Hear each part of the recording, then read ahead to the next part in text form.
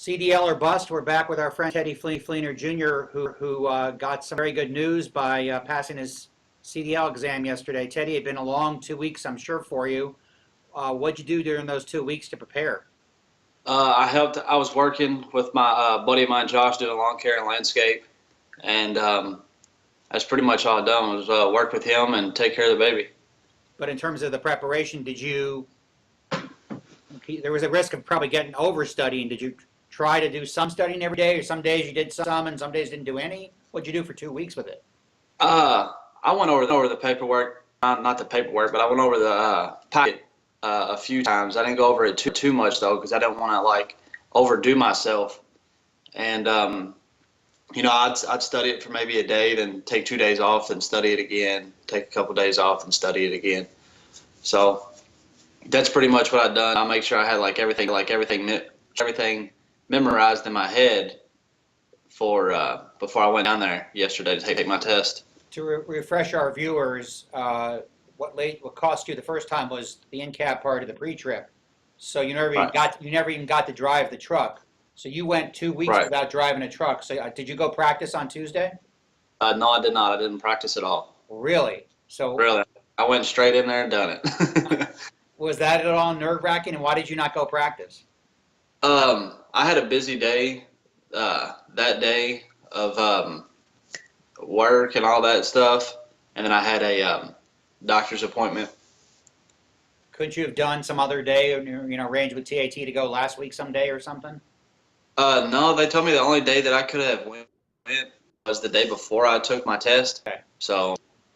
All right. Well, let's step back a minute. Were you following how everybody else did? Did you know that Joey had taken 3 times before he finally passed? Did you know what was going on?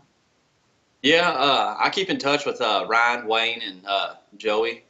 I haven't heard anything from Russell, but I think Russell has found a job now. Yeah, he has.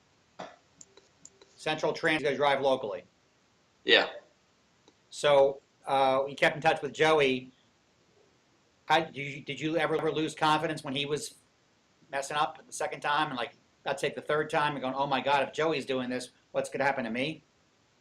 No, I kind of let it get to me or whatnot, and I know Joey's already had his Class Bs, so it kind of got me a little nervous and frustrated. I'm like, man, if he made a simple mistake, and it cost him. So I tried to think about the mistake that he made whenever I guess he was going through the light or whatnot. The light turned yellow on him. Yeah. When I got up to my red lights, I made sure I slowed down quite a bit back so that light would turn red, so I'd have a fresh start going through the intersection. Did Ryan trash talk UK versus Louisville? Because Louisville obviously stomped all over Florida State, and No, I know Ryan. Ryan goes to all the games though, so. Yeah. But I mean, no, I hasn't talked much trash. I haven't heard anything about the UK U of L situation. Did you hear from those guys about Teddy? We know you're going to pass next time, kind of thing. Yeah. Wayne and Ryan and Joey. I talk to Joey quite often, so we usually pretty much chit chat every day on Facebook or whatnot. And I called him yesterday morning before I took my test, and I asked him a few questions like, hey man, is this what I'm supposed to do whenever I get in here and do this? Because not everything, like put the shifter in neutral or in gear whenever you do your in-cab inspection, it wasn't on there, and I had forgot. So I called Joey, and Joey had let me know, and I went in there and done what he told me to do, and there it was. Joey also told you that the third time he tested with Jerry. So right. Yesterday morning when you got down there and found out or did you find out before yesterday morning it was Jerry? No, I was told that Jerry had came back from vacation, so therefore I was kind of hoping that I would get Jerry because I've already had Evan, and I think the whole everybody says that Evan's this bad guy or not, but he's not this bad guy that people put him out to be. It's just he's watching you. He does everything by the book. He's a straightforward person, and he'll tell you, straight up, what you done wrong and all this stuff, and he'll let you finish out everything. Jerry, he's laid back. He's staring at the paper the whole time you're in there taking your in-cabin stuff. He's not staring directly at you, or you know what I'm saying? He's wanting to hear it verbal. He's not focusing on you because I guess he knows that gets people nervous. So when you found out it was Jerry yesterday morning, did you kind of breathe a sigh of relief? Oh yes, completely. I was like, finally I got this guy that everybody talks about that's amazing, and I got this guy, so it's got to be a good day. So you got down there how early yesterday? I got down there about 6:45. Got down there, the LG&E guys were training, doing their range down there at the test site. And we had one truck down there yesterday. There was 3 LG&E guys, and it was me. That was the only one taking the test from school. And when I got down there, Bob's, he's like, you want to go get some breakfast? So I went and got some breakfast for me and Bob, and we sat there and we ate breakfast. And Jerry had pulled up within 5 minutes before the time I got back, and he had his breakfast with him, so it gave me an extra 5 minutes while he was eating his to go back over the packet a little bit on stuff that I wasn't sure about. And right after that, it was all go. So what time do you think you started testing? I'd say probably about 7:15, 7:20, somewhere around that area. Okay. And the thing that cost you the first time was the in-cap part of the pre-trip. So when you got to that point, how careful were you to go as slowly as possible to make sure you got everything right?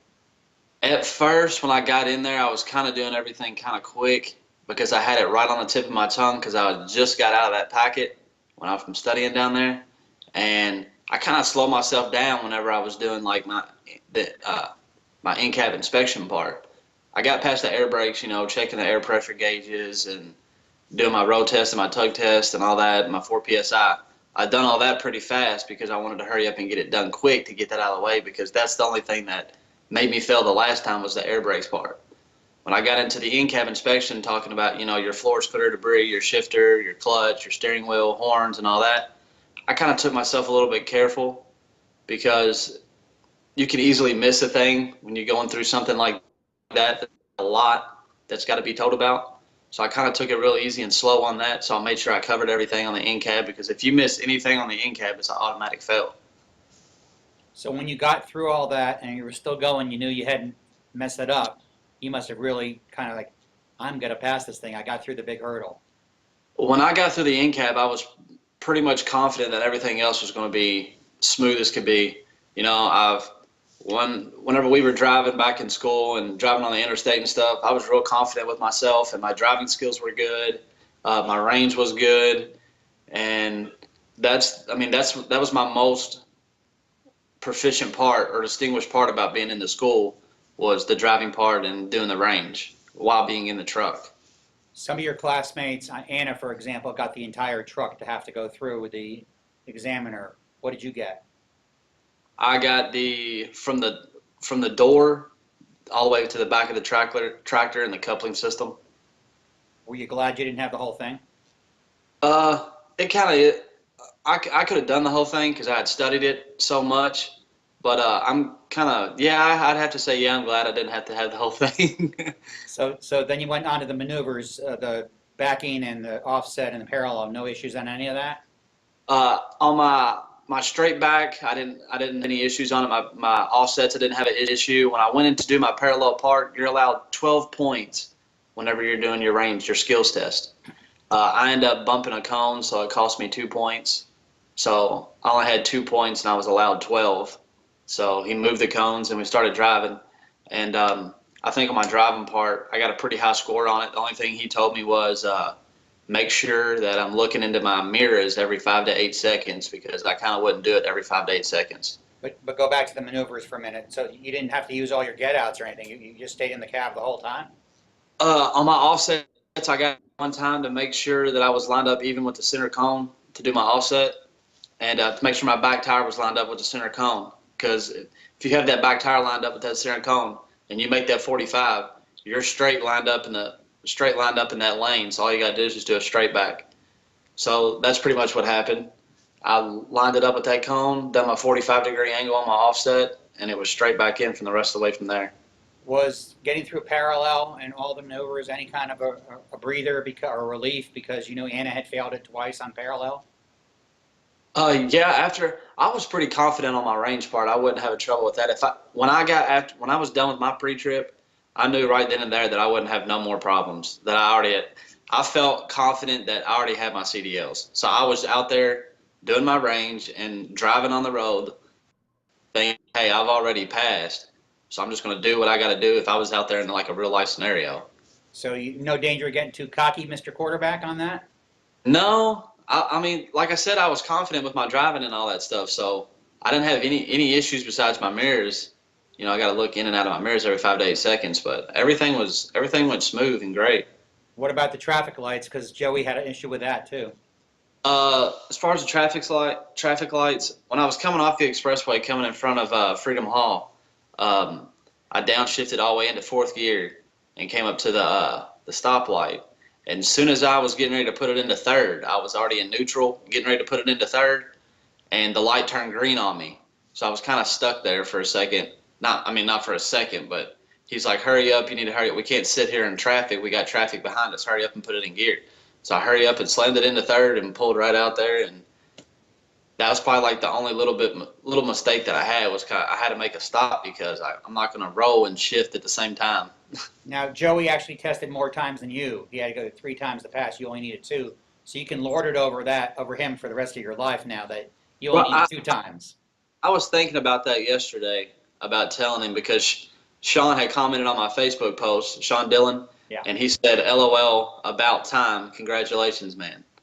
And I was about to say, well, you know, our buddy Joey had already had his Class B, and it took him 3 times. Therefore, I had no knowledge about a truck at all coming into this schooling. And no, I kind of didn't want to say anything. You know, I congratulated Joey whenever he passed and whatnot. So, and Joey was there for me, talking to me, congratulating me whenever I passed. So. And he helped you the first time on that, when you messed up the written thing the first time that night before your second written test. He helped you a lot, right? Oh, yeah, for sure. So, Teddy, when you get through that last light, you turn into the parking lot, even though you already knew in your mind that you had passed, when Jerry tells you, hey, son, you passed, how good a feeling was that? Whenever he told me that, I was like, my journey in my career just started. So, you know, a lot of weight was lifted off my shoulders. You know, I thank God for that. I had my girlfriend, you know, we 17 days, 18 days in school. You know, she supported me throughout the time. You know, I wasn't working, no income. And now that, you know, I'm about to have this career started and the money's going to be rolling in, so now it's time for me to, you know, pay her back and support her. I assume there was kind of joy in the house last night. For sure, yes, it was. Although Grayson's probably a little young to appreciate this, and Diesel probably can't quite appreciate it either. Diesel was passed out by the time I got home. So, in terms of your career, what do you do now? I've been looking. We have a lady down there by my dad's house where he lives at, down there in Shepherdsville. She drives for UPS, and she drives the little brown trucks. But I know that she told me she's been there for like 26 years, but she's making like $80,000 a year. She's starting out, you'll make about 60K. So I'm kind of leaning towards that for UPS. I'm going to try and work my way up to go to the semis, the tractor trailers. And I know it might take some time, but I'm pretty confident with being, you know, at 60K for a little while and making the money come up. When I start driving a semi, if I start driving a for UPS, it's 3 days over the road and 3 days home, and you make $6 a year. So did you put applications in anywhere else? It's UPS or bust kind of now? I put in a Kemper. I've got quite a little bit of applications in. I got one at Kemper, Falcon, TMC, Boyd Brothers, and a couple more, Schneider and Maverick. And I'm kind of just feeling the whole part of the UPS part because, you know, it's local. You know, I'm home every night. I get to spend time with my family, and the pay's good. So do you have an actual offer from them, or are you just trying to get a job there? What, at UPS? Yeah. I'm trying to get the job there. All she told me was to do was to go online and fill out this little small application and to put her name down and put my contact down, and they would get back with me within 2 to 3 days. So when are you hoping to start working? Well, I'll probably have an interview probably coming up this week with them, hopefully. And if I do, I'll probably start that following Monday. So you feel like I know you've been working for your friend Josh, but you kind of feel like about time I went back to the real world in a way? as far as like working with Well, yeah, lawn you've care. been, either you were in school or doing this job you knew wasn't going to be lasting very long. It was kind of just temporary to get you through. It's like Right, you've been away from a real focus for a while. exactly. But yeah, I kind of say, I guess being in the real world driving would be a whole lot better than doing lawn care and landscape. So this whole thing's been very much worth it for you because you remember, Ted, when we first talked when I was in Shepherdsville a month ago, you said, you were kind of preying on this and taking a gamble here that this was going to be the right thing because you had no idea, unlike Joey or Jason or Anna who had driven big vehicles before. This whole Right. experience now, going back to August 22nd, you made the right decision, right? I made the best decision I've ever made in my life. I don't think Crystal wants to hear that. She probably doesn't. But yeah, it was probably the best decision I've made in my life as far as, working. Um, it's with the economy out here nowadays, you got to have a job that's always going to be there and that's always going to be hiring people. Just like I said back in my past interviews, if if somebody's not driving a truck, people's not getting their food, not getting their clothes, etc., whatever they need, furniture, whatnot, cars. If it's not for them truckers out there, a lot of people, wouldn't have what they have today. So that's a job that's always going to be there. It's a stable job. And it's not like out here if you go work at a fast food restaurant or something like that, you can easily lose a job like that. But with being a trucker, it's a big dedication. You got to dedicate yourself to the road. You got to dedicate yourself to the work environment. And I'm all for it. I'm ready to start this journey. Awesome. Last question. 6 people have now passed out of 7. Any words of wisdom you can give Anna, who got through her maneuvers, which had held her up the first 2 times? She passed the parallel parking yesterday. Something happened on the road test. She road tests again next Wednesday. Anything you can say to her?